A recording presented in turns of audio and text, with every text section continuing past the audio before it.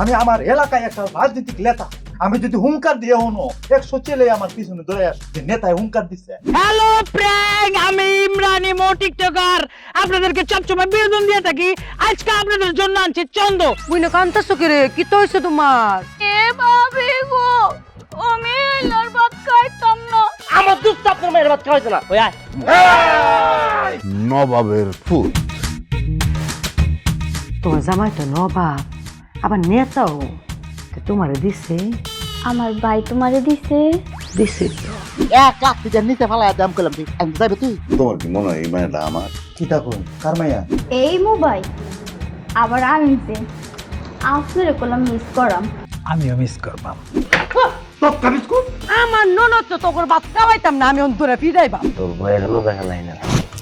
আমি কি লাগে কইছি হেলার ভাত খাইতাম না। থাকলে থাকবে, না থাকলে তোর আমার বাড়ি যান দেখতো না। কারু কি এর নবাবের ফুট? ফকিন্নির।